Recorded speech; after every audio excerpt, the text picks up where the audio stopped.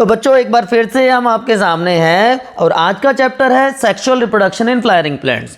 देखो बेटा, जो प्लांट्स सेक्सुअली रिप्रोड्यूस करते हैं उनको कहते हैं एंजियोस्पर्म्स या फ्लावरिंग प्लांट्स। तो फ्लावर है क्या? मॉर्फोलॉजिकल और एम्ब्रियोलॉजिकल मार्वल है जो एक मॉडिफाइड शूट होती है। Study of flower is known as floriculture, की जो कल्टीवेशन करते हैं हम एंजियोस्पर्म्स का। प्लांट्स में जो सेक्सुअल रिप्रोडक्टिव पार्ट हैं उनका जो एंड प्रोडक्ट है वो बनते हैं फ्रूट एंड सीड। तो एक एक करके हम सारी चीज़ों को समझेंगे। फ्लोरल पार्ट्स की अगर हम बात करें तो calyx, Corolla, androecium and gynoecium, ये चार पार्ट हैं। कैलेक्स और कोरोला जिनको हम सेपल्स और पेटल्स कहते हैं, they are non essential whorls, और एंड्रोशियम या स्टेमन एंड गायनेशियम और पिस्टिल आर एसेंशियल वॉल्स। इन सारे पार्ट्स की जो डेवलपमेंट है वो हार्मोनली कंट्रोल होती है। अगर किसी फ्लावर में चारों पार्ट प्रेजेंट हैं then it is known as complete flower, और अगर कोई भी पार्ट मिसिंग है then it is known as incomplete flower. अब एक स्ट्रक्चरली आप देखें, एक फ्लावर में आपको चारों के चारों पार्ट दिखाई दे रहे हैं। पेटल्स और सेपल्स मिलके पेरियंथ की फॉर्मेशन करते हैं, ठीक है। तो इस मैच्योर फ्लावर में आप क्लियरली देख पा रहे होंगे सारे के सारे पार्ट हैं, चाहे वो एसेंशियल या नॉन एसेंशियल हो। आप यहाँ पे ये भी देख पा रहे होंगे जो मेल पार्ट है उसमें दो पार्ट हैं, एंथर एंड फिलामेंट। फीमेल में स्टिग्मा, स्टाइल और ओवरी आपको यहाँ पे दिखाई दे रहे हैं। तो एक एक करके अब हम पहले मेल पार्ट की बात करते हैं। लॉन्गिट्यूडनल सेक्शन आप देख चुके हो। तो स्टेमन इज मेल पार्ट जिसका नंबर और लेंथ डिफरेंट प्लांट स्पीशीज में वेरी करती है। जैसा कि अभी मैंने आपको बताया, दो पार्ट होते हैं, एंथर एंड फिलामेंट। जो लॉन्ग पार्ट है that is known as filament.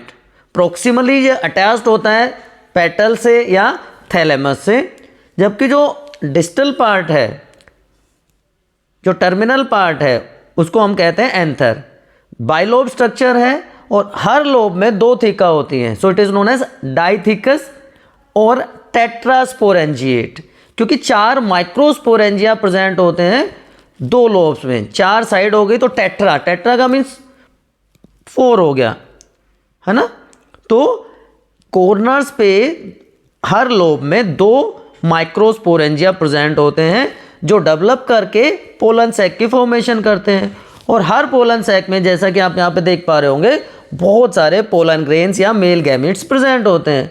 तो anther, bilobed, dithecous and tetrasporangiate structure है। Is it clear to everyone? तो बेटा जहां पे भी आपको कंफ्यूजन हो तुरंत आप कमेंट सेक्शन में पूछ लीजिए।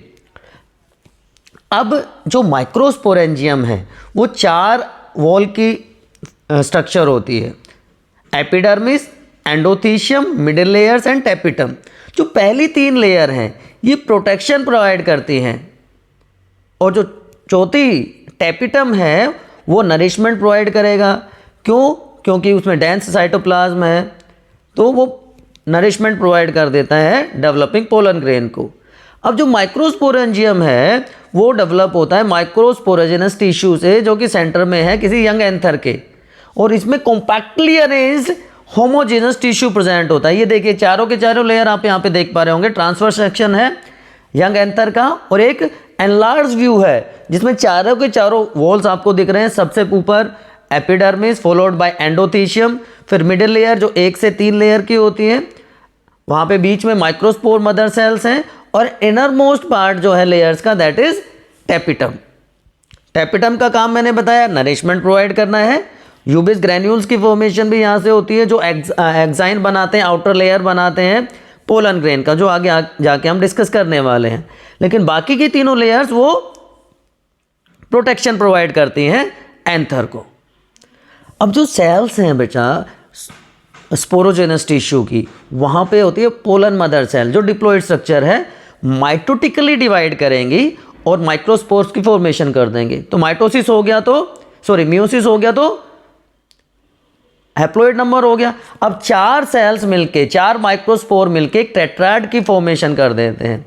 अब इसमें जब डिहाइड्रेशन हो जाएगा तो ये डिसोसिएट हो जाएंगे, कैलस की वॉल इनके चारों तरफ बन जाती है एंड डेसेंस अकर्स एंड जो एंथर है वहाँ से पोलन ग्रेन्स रिलीज हो जाते हैं। Large number of pollen grains are produced.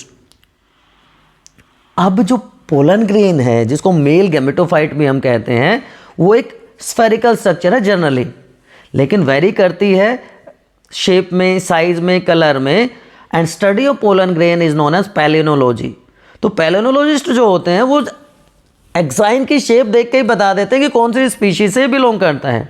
तो 2 वॉल होती है, आउटर वॉल एक्साइन हार्ड है जो कि बनी होती है स्पोरोपोलोलिन की। Sporopollenin is the hardest substance found in plants. लेकिन कुछ एरियाज ऐसे होते हैं जहाँ पे जब पोलन ट्यूब की फॉर्मेशन होती है या जम पोर की फॉर्मेशन होती है, वहाँ पर ये एब्सेंट होते हैं। इतना हार्ड सब्सटेंस है कि किसी भी केमिकल से, एंजाइम से, एसिड से, किसी भी टेम्परेचर पे डिग्रेड नहीं होता। इसीलिए पोलन ग्रेन्स बहुत हज़ारों साल तक फॉसिल्स की तरह प्रिजर्व भी हो सकते हैं। जबकि जो इनर वॉल है उसको हम इंटाइन कहते हैं, थिन होती है, सेलुलोज और पैक्टिन की कंटिन्यूस लेयर होती है। जो साइटोप्लाज्म है पूरा का पूरा, it is surrounded by plasma membrane. ठीक, तो 2 layer exine and एंटाइन। Any confusion? देखो बार बार मैं आपसे पूछ रहा हूं, जहां पे भी आपको कंफ्यूजन हो प्लीज कंफ्यूजन को कैरी ऑन नहीं करना है। बिल्कुल एनसीईआरटी का वर्ड टू वर्ड आपका क्लियर होगा, तो आप पूछते रहें जहां पे भी आपको कंफ्यूजन हो। अब देखिए शेप है। अब जो एक टेट्राड में से एक माइक्रोस्पोर है वो डिवाइड करता है, इसको न्यूक्लियस डिवाइड करेगा तो 2 सेल बन जाएंगे, वेजिटेटिव सेल और जनरेटिव सेल। तो मैच्योर पोलन ग्रेन में 2 सेल हैं। वेजिटेटिव पार्ट आप देख पा रहे हो कि बड़ा है, ज़्यादा फूड स्टोर्ड है उसमें, इरेगुलरली शेप्ड न्यूक्लियस है। जबकि जो जनरेटिव सेल है कंपैरेटिवली स्मॉल है और जो वेजिटेटिव सेल का जो साइटोप्लाज्म है उसमें फ्लोट करती रहती है। डेंस स्पिंडल शेप्ड वहाँ पर न्यूक्लियस आपको दिखाई दे रहा होगा। In 60% of angiosperms pollen grain is shed at this 2 cell stage. बाकी जो 40% बच गया उसमें जनरेटिव सेल फिर से डिवाइड करेगी, 2 गैमेट बनेंगे, तो it is known as 3 cell stage, एक वेजिटेटिव सेल और 2 मेल गैमेट। तो याद रखना है 60% एंजियोस्पर्म में 2 सेल स्टेज पे और बाकी सब में 3 सेल स्टेज पे पोलन ग्रेन्स रिलीज हो जाता है, शेड हो जाता है। क्लियर? चलिए, अब जो पोलन मदर सेल है, हमने आपको बताया कि वो मियोसिस करके पोलन ग्रेन की फॉर्मेशन कर देती है। डिहाइड्रेशन होगा, माइक्रोस्पोर टेट्राड की फॉर्मेशन होगी। माइटोसिस के बाद 2 सेल बन गई, एक जनरेटिव सेल, एक वेजिटेटिव सेल। फिर से माइटोटिक डिवीजन हुआ, मेल गैमेट की फॉर्मेशन हो गई। पोलन मदर सेल्स के चारों तरफ कैलोस की वॉल है। जो टेट्राड है वो इसीलिए एक दूसरे से अलग भी होता है। मेल गैमेटोफाइट में 2 स्पर्म्स और एक वेजिटेटिव सेल प्रोड्यूस हुई। ठीक है, कोई कंफ्यूजन, कोई डाउट, कोई समस्या? वेरी गुड बच्चा लोग, चलिए आगे चलते हैं। अब जो पार्थीनियम है, ये कैरेट ग्रास, इसका एग्जाम्पल दिया हुआ है आपकी एनसीईआरटी में। ये एक्सोटिक प्लांट है, इंडिया में आया, लेकिन इसके साथ साथ बहुत सारा कंटामिनेशन भी लेके आया। जो इम्पोर्टेड वीट था ग्रीन रिवोल्यूशन के टाइम पे आया था, वहाँ पे हुआ। एंड ये पोलन ग्रेन्स जो होते हैं इसके they causes allergy, bronchial infection cause कर देते हैं। वैसे नॉर्मली जो पोलन ग्रेन्स होते हैं they are rich source of nutrients, तो उनको फूड सप्लीमेंट की तरह यूज़ किया जाता है, सिरप की तरह यूज़ किया जाता है। और वेस्टर्न कंट्रीज़ में पोलन टैबलेट्स होती हैं एंड एथलीट्स इनको यूज़ करते हैं टू इम्प्रूव देयर परफॉर्मेंस। लेकिन इस दूसरी साइड पे ये बहुत सारे एलर्जिक रिएक्शंस के लिए भी रेस्पॉन्सिबल होते हैं। Chronic disorders, asthma, bronchitis, branchial infection मैंने ऑलरेडी आपको बता दिया। अब पोलन वाइबिलिटी का मतलब है कितने टाइम तक ये सर्वाइव कर सकता है। तो पोलन ग्रेन्स की जो वाइबिलिटी है वो डिपेंड करेगी 2 फैक्टर्स पे बच्चों, टेम्परेचर और ह्यूमिडिटी पे। हमारे नॉर्मल जो प्लांट्स हैं राइस और वीट हैं, उनकी वाइबिलिटी सिर्फ 30 मिनट की होती है ना। लेकिन रोजेसी, लेग्यूमिनेसी, सोलेनेसी फैमिली के पोलन ग्रेन्स मंथ्स तक वायबल रह सकते हैं। तो पोलन ग्रेन्स को स्टोर किया जाता है, उस जगह को कहते हैं पोलन बैंक, जहाँ पे लिक्विड नाइट्रोजन में -196 डिग्री सेल्सियस टेम्परेचर पे उनको स्टोर किया जाता है, और ये टेक्निक कहलाती है क्रायो प्रिजर्वेशन। ठीक है, इसको आर्टिफिशियल इंसेमिनेशन में क्रॉस ब्रीडिंग प्रोग्राम में यूज किया जाता है। अब बात करते हैं फीमेल रिप्रोडक्टिव पार्ट की, दैट इज गायनेशियम। अब देखिए, अगर सिंगल पिस्टिल है, आप डायग्राम में भी यहाँ पे देख पा रहे होंगे राइट हैंड साइड में, तो मोनोकार्पेलरी होगी। एक से ज़्यादा है तो उसको मल्टीकार्पेलरी कह देंगे। अब मल्टीकार्पेलरी ओवरी में पिस्टिल अगर सारे के सारे फ्यूज्ड हैं तो हो गई सिनकार्पस, जैसे पेपरवर्म में होता है, टोमेटो, हिबिस्कस, मस्टर्ड में होता है। लेकिन अगर वो सारे फ्री है पिस्टिल्स तो वो कहलाएगी एपोकार्पस, जैसे लोटस, रोज और रेनकुलस में नॉर्मली देखने को मिलता है। तो फ्री भी हो सकती है, फ्यूज्ड भी हो सकती है। अब जो पिस्टिल है उसके 3 मेन पार्ट 10th क्लास में भी आप पढ़ चुके हो, स्टिग्मा, स्टाइल एंड ओवरी। सबसे ऊपर का जो पार्ट है जहाँ पे पोलन ग्रेन आके स्टिक करता है, दैट इज स्टिग्मा। अब स्टाइल जो लॉन्ग सिलेंडर नैरो पार्ट है, जो कि होलो भी हो सकता है और सॉलिड भी हो सकता है। अगर वो सॉलिड है तो उसमें ट्रांसमिशन टिश्यू प्रेजेंट होगा।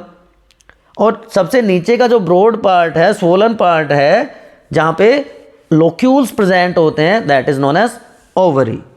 ओवरी में प्लेसेंटा होता है और ओव्यूल को हम कहते हैं मेगास्पोरेंजियम। अब इसमें भी एक भी हो सकता है और बहुत सारे ओव्यूल्स भी प्रेजेंट हो सकते हैं। एग्जाम्पल्स पे आपको मेन ध्यान रखना है इस चैप्टर में। तो सिंगल ओव्यूल किस में प्रेजेंट होता है? पैडी में, मैंगो में, व्हीट में, जबकि मल्टी ओव्यूल्स प्रेजेंट होते हैं पपाया में। अब जो प्रोसेस है ओव्यूल फॉर्मेशन की, दैट इज मेगास्पोरोजेनेसिस। तो मेगास्पोरेंजियम क्या हो गया? ओव्यूल। इसके स्ट्रक्चर की बात करें तो जो ओव्यूल और फ्यूनिकल जो स्टॉक है जिससे ओव्यूल अटैच है प्लेसेंटा से, वो हो गया फ्यूनिकल। तो फ्यूनिकल और ओव्यूल जहाँ पे मिलते हैं वो एरिया कहलाता है हाइलम। उसके बाद प्रोटेक्टिव लेयर्स होती हैं, 2 लेयर नॉर्मली होते हैं, डाइटैगमेटिक कहते हैं उसको, दे आर इंटैगमेंट्स। और उनमें एक ओपनिंग होती है which is known as micropyle. और माइक्रोपाइल के अपोजिट जो एरिया होगा उसको हम कह देते हैं चैलेजल एंड या बेसल एंड। अब इन इंटेग्यूमेंट्स के अंदर होता है न्यूसेलस, जहाँ पे रिजर्व या स्टोर्ड फूड होता है, और एम्ब्रियोसैक जिसको हम फीमेल गैमेटोफाइट भी कहते हैं, है ना। जो सिंगल एम्ब्रियोसैक है, जो मेगास्पोर से जिनकी फॉर्मेशन होती है। तो process of formation of megaspore is known as megasporogenesis. तो वहीं पे वैसे ही होगा जैसे माइक्रोस्पोरोजेनेसिस हमने देखा था कि मेगास्पोर मदर सेल, उसमें म्यूटिक डिवीजन होकर मेगास्पोर की फॉर्मेशन हो जाएगी, डिप्लॉइड से हैप्लॉइड सेल की फॉर्मेशन हो जाएगी। तो जो मेगास्पोर मदर सेल थी माइक्रोपाइलर एंड पे, जहाँ पे प्रोमिनेंट न्यूक्लियस और डेंस साइटोप्लाज्म था, वहाँ से 4 मेगास्पोर की फॉर्मेशन होती है। 3 डिजेनरेट कर जाते हैं और एक फंक्शनल मेगास्पोर रह जाती है, इसको कहेंगे मोनोस्पोरिक डेवलपमेंट। और एम्ब्रियोसैक या फीमेल गैमेटोफाइट की फॉर्मेशन हो जाती है। तो मोस्टली मोनोस्पोरिक डेवलपमेंट ही देखने को मिलती है। अब जो फंक्शनल मेगास्पोर है उसका न्यूक्लियस फिर से डिवाइड करेगा, 2 न्यूक्लियाई बन गए, फिर डिवाइड करेगा, 4 न्यूक्लियाई, मतलब 3 बार न्यूक्लियर डिवीजन होगा। और ये फ्री न्यूक्लियर माइटोटिक डिवीजन है। इसका मतलब it is not immediately followed by wall formation. तो 8 न्यूक्लियस बनने के बाद उनके चारों तरफ सेल वॉल की फॉर्मेशन होती है। तो उन 8 में से 3 चैलेजल एंड की तरफ चले जाते हैं जिनको एंटीपोडल्स कहेंगे, और 3 चले जाएंगे माइक्रोपाइलर एंड की, जिसमें से 1 एग सेल और 2 सिनर्जेट्स की फॉर्मेशन कर देंगे। और ये स्ट्रक्चर कहलाएगी एग एपरेटस। बीच में 2 सेल रह गई, 2 न्यूक्लियस रह गए, वो मिलके बना देंगे सेंट्रल सेल। अब यहाँ पे फिलीफॉर्म एपरेटस की भी फॉर्मेशन होती है जो गाइड करता है entry of pollen tube into synergid. तो ये इस तरह से ये 7 सेल्ड 8 न्यूक्लियर स्टेज की फॉर्मेशन हो जाती है ना। ये देखिए एम्ब्रियोसैक कैसे बना, जो बीच के 2 न्यूक्लियस बच गए थे वो कंबाइन हो जाते हैं। तो न्यूक्लियस तो 2 है लेकिन सेल 1 है, क्योंकि उनके बीच में कोई सेल वॉल प्रेजेंट नहीं है ना। तो 8 न्यूक्लिएटेड 7 सेल स्टेज एम्ब्रियोसैक में हो जाती है। जी मेल गैमेट बन गया, फीमेल गैमेट बन गया। अब अगला काम क्या होगा? पोलिनेशन होगा। Second step, transfer of pollen grain from anther to stigma. Male gamete का फीमेल गैमेट पे ट्रांसफ़र करना। मेल गैमेट है मोटाइल, फीमेल गैमेट है नॉन मोटाइल। तो 3 टाइप का पोलिनेशन नॉर्मली देखने को मिलता है। ऑटोगैमी, जहाँ पे नॉर्मल फ्लावर्स एक्सपोज्ड होते हैं, ये डायग्राम आप देख पा रहे होंगे, chasmogamous flower and cleistogamous, open flower और क्लोज फ्लावर। अगर सिंक्रोनिक होते हैं कि मेल और फीमेल पार्ट एक साथ मैच्योर हो जाते हैं, जैसे वायोला में होता है या ऑक्जेलिस में होता है, तो क्लिस्टोगैमस फ्लावर जहाँ पे जो बिल्कुल ओपन नहीं होते, वही डायग्राम मैंने आपको साइड में फिर से दिखाया, राइट साइड में। एंथर और स्टिग्मा दोनों क्लोज होते हैं, ग्रोथ की वजह से दोनों पास पास आ जाते हैं, तो ये ऑटोगैमी का एग्जाम्पल हो गया, क्योंकि कोई क्रॉस पोलिनेशन यहाँ पे नहीं होता, किसी पोलिनेटर की इसमें यहाँ पे ज़रूरत नहीं होती। लेकिन जिटोनोगैमी में क्या होता है? ट्रांसफ़र होता है another flower on the same plant. तो फंक्शनली तो ये क्रॉस पोलिनेशन हो गया, लेकिन जेनेटिकली ये क्या हो गया? ऑटोगैमी। तो जो ऑटोगैमी और जिटोनोगैमी है वो किस तरह से हो गए? एक तरह से सेल्फ पोलिनेशन के एग्जाम्पल हो गए। तीसरा जो केस है दैट इज जीनोगैमी, कि pollen from different plants, genetically different plants भी हो सकते हैं, तो it is clear cut cross pollination, जहाँ पे पोलिनेटर्स की आवश्यकता पड़ेगी। Different type of pollinating agents are required for this process. अब डियर स्टूडेंट्स, डायशियस प्लांट, जो फ्लावरिंग प्लांट क्या होता है? जो ऑटोगैमी और जिटेनोगैमी दोनों को रोकता है ना। कोमोलिना इसका सबसे अच्छा एग्जाम्पल है। अब पोलिनेटिंग एजेंट की मैं बात बता रहा था, तो बायोटिक भी हो सकते हैं और अबायोटिक भी हो सकते हैं। अबायोटिक में मेनली विंड और वाटर, है ना, जिसमें से विंड ज़्यादा कॉमन है, large number of pollen grains are produce. जबकि बायोटिक में क्या आ जाते हैं? इंसेक्ट हो सकते हैं, एनिमल्स हो सकते हैं, मोस्टली इंसेक्ट, जिसको एंटीमोफिली भी कहा जाता है। वाटर के थ्रू होगा तो हाइड्रोफिली, एयर के थ्रू होगा तो एनिमोफिली। तो विंड पोलिनेशन, एनिमोफिली, एबायोटिक ज़्यादा कॉमन मेथड है। क्या फीचर्स होंगे ऐसे प्लांट्स में? Single ovule in each ovary, light और non sticky pollen grains, large feathery stigma, large number of flowers in inflorescence and well expose स्टेमन।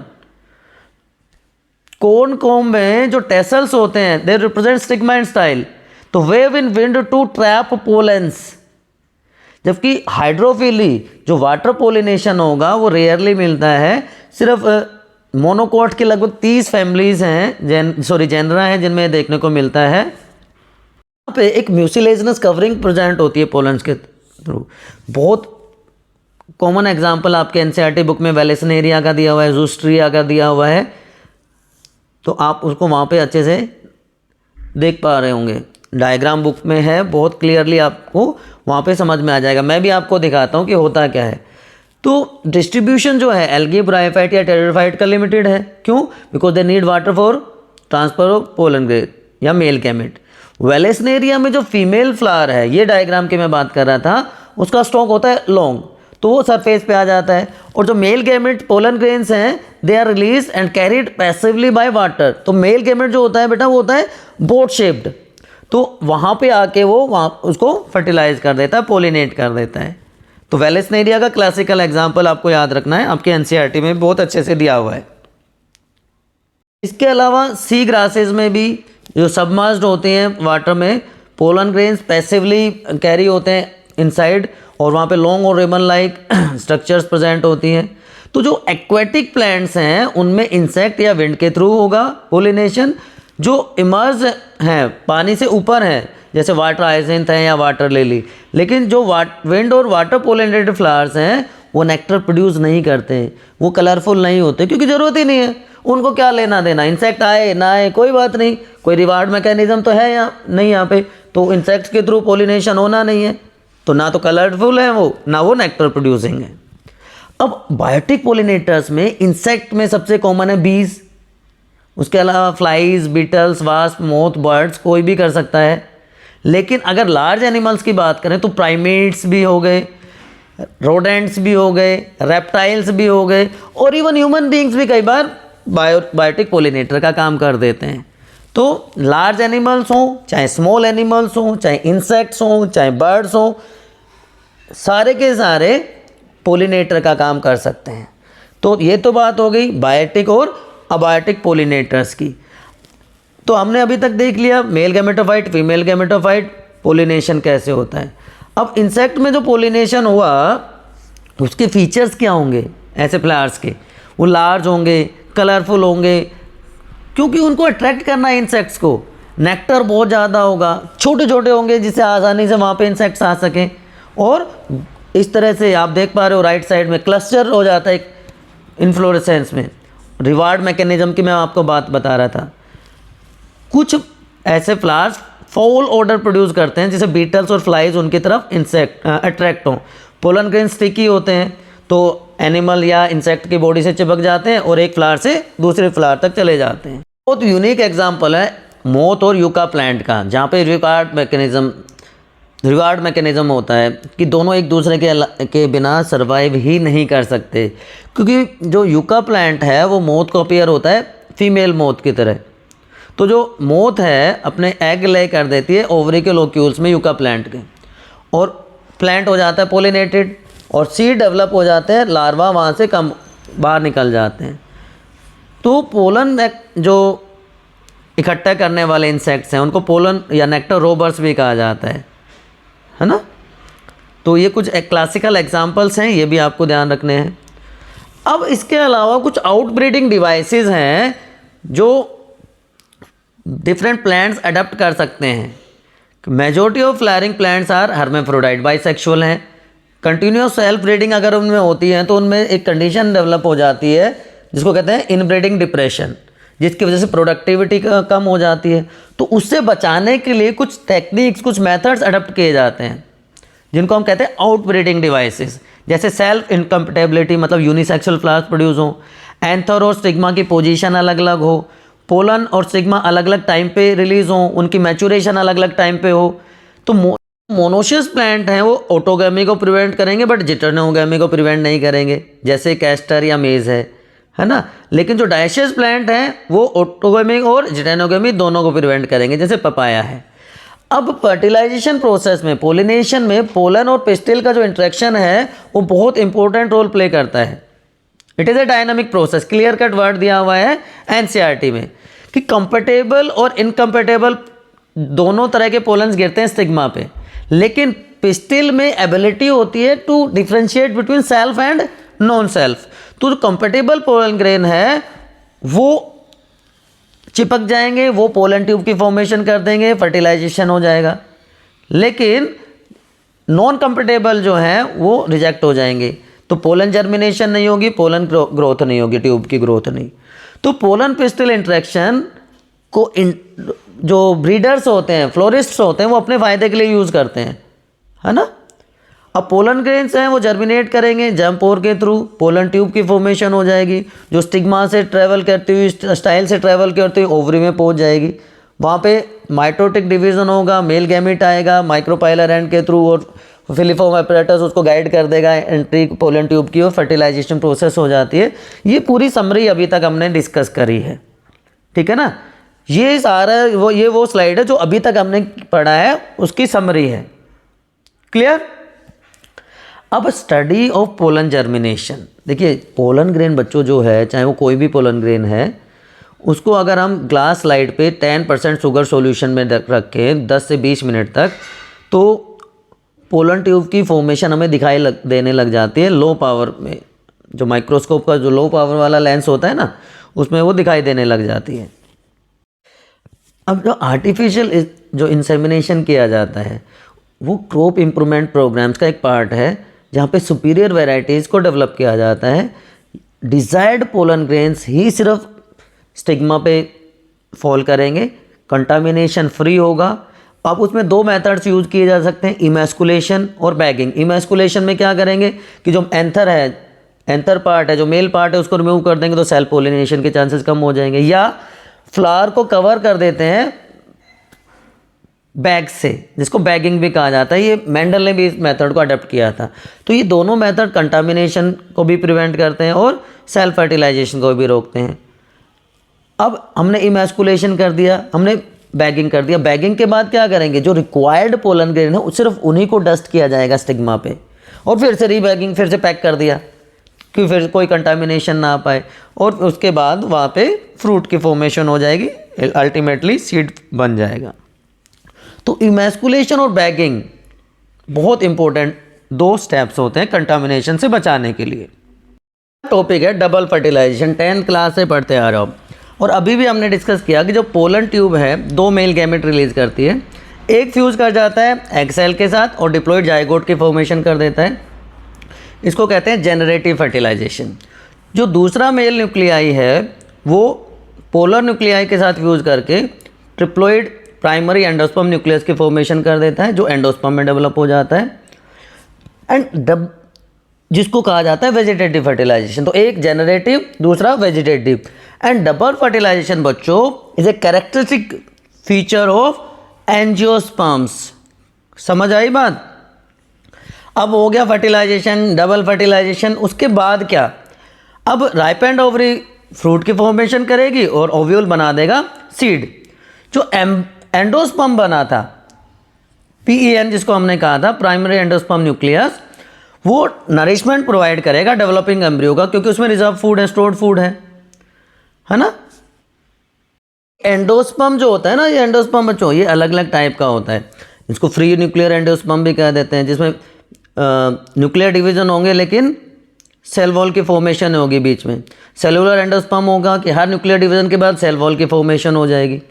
तो जो कोकोनट है, कोकोनट में जो फ्री न्यूक्लियर एंडोस्पर्म मिलता है, जो वाइट कर्नल है, जो वाइट पार्ट होता है, दैट इज सेलुलर एंडोस्पर्म। ठीक है, तो फ्री न्यूक्लियर, सेलुलर और एक हेलोबियल एंडोस्पर्म भी देखने को मिलता है एंजियोस्पर्म्स में। तो 3 टाइप के कॉमनली एंडोस्पर्म होते हैं।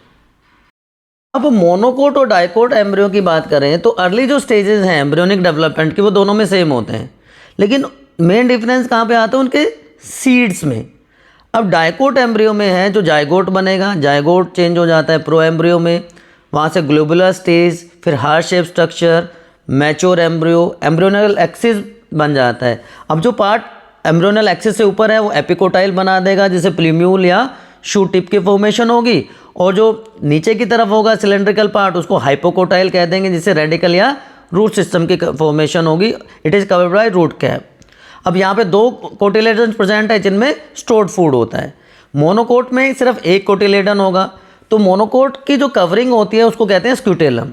यहाँ पे भी ऊपर का पार्ट एम्ब्रियोनल एक्सिस से एपिकोटाइल जो शूट एपेक्स की फॉर्मेशन करेगा, उसकी कवरिंग को क्लियोप्टाइल कह देंगे।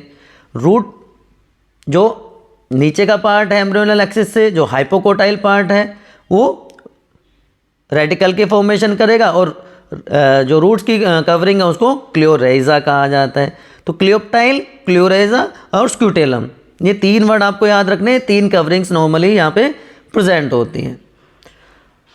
मोनोकोट में सिंगल कोटिलेडन, डाइकोट में 2 कोटिलेडन्स।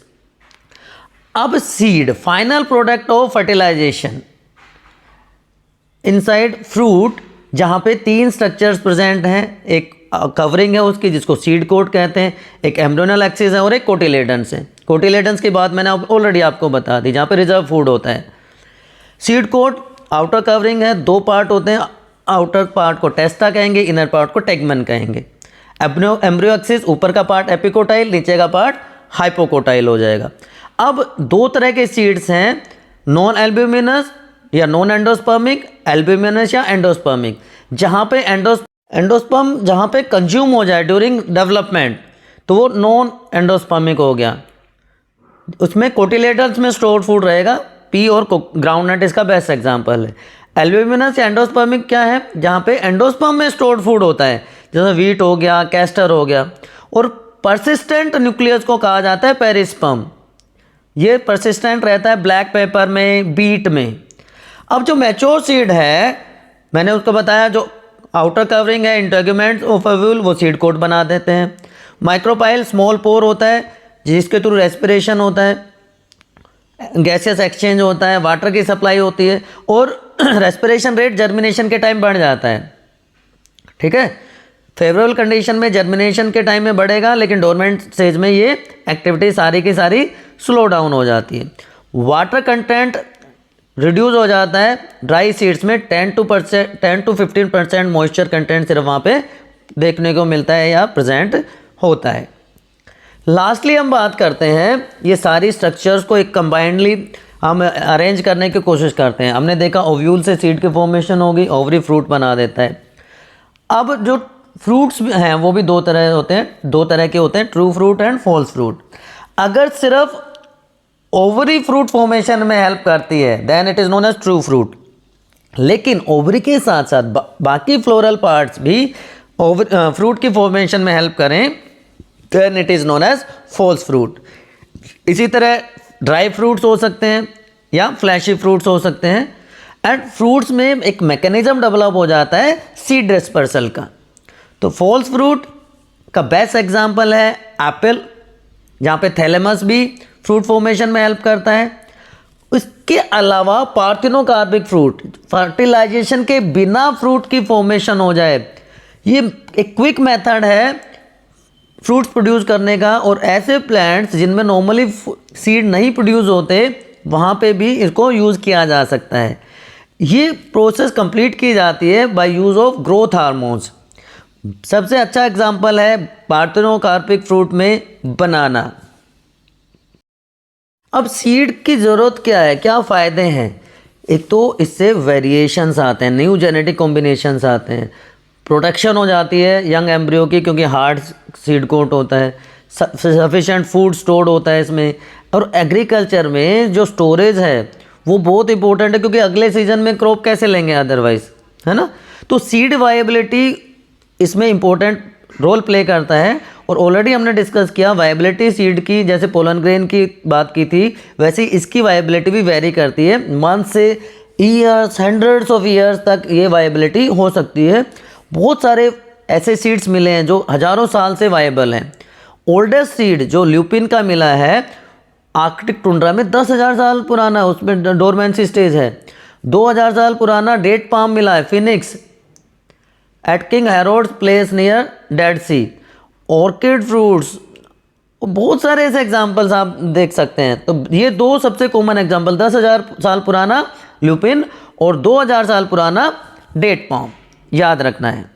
दो नई चीज़ें जो आपने अभी तक नहीं सुनेंगे, apomixis, method of asexual reproduction which mimic sexual reproduction.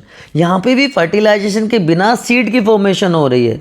ठीक है, ग्रासेस में कॉमनली होता है कि जो डिप्लॉयड एग सेल है वो एम्ब्रियो बनाती है और एम्ब्रियो से सीड की फॉर्मेशन हो जाती है।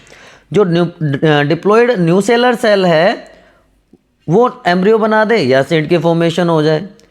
और दूसरा इंपॉर्टेंट वर्ड है पॉली एम्ब्रियोनी। नॉर्मली एक एम्ब्रियो प्रेजेंट होता है एक सीड में, लेकिन आपने ऑरेंज देखा है, आपने लेमन देखा है, उसमें बहुत सारे सीड्स प्रेजेंट होते हैं, that is called poly embryony.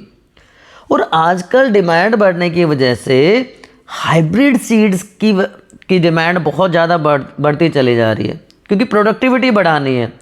तो एक्सटेंसिव कल्टीवेशन के लिए ऐसे सीड्स को डेवलप किया जाता है, लेकिन इनकी प्रॉब्लम्स क्या है कि इनको हर साल प्रोड्यूस करना पड़ता है, कॉस्टली होते हैं और सीड्स कलेक्ट हुए एक बार में उसको दोबारा से उगाया नहीं जा सकता, है ना। तो इसमें कुछ प्रॉब्लम्स भी हैं, लेकिन प्रोडक्टिविटी बढ़ाने के लिए वाइडली इनको यूज़ किया जा रहा है। सो होप अब आपको चीज़ें समझ आई होंगी। स्टिल अगर आपको कोई डाउट है आप कमेंट सेक्शन में पूछ सकते हैं। बायोनीति को सब्सक्राइब करें। हमारे टेलीग्राम चैनल पे बहुत सारे practice paper, sample papers, PYQs सारी चीज़ें अवेलेबल हैं, आप उसको भी ज्वाइन कर सकते हैं। Keep studying, good luck for your exams. Pre boards में आपका क्या स्कोर रहा प्लीज़ आप मेरे साथ शेयर करें। मिलते हैं अगले चैप्टर के साथ। Till then bye bye.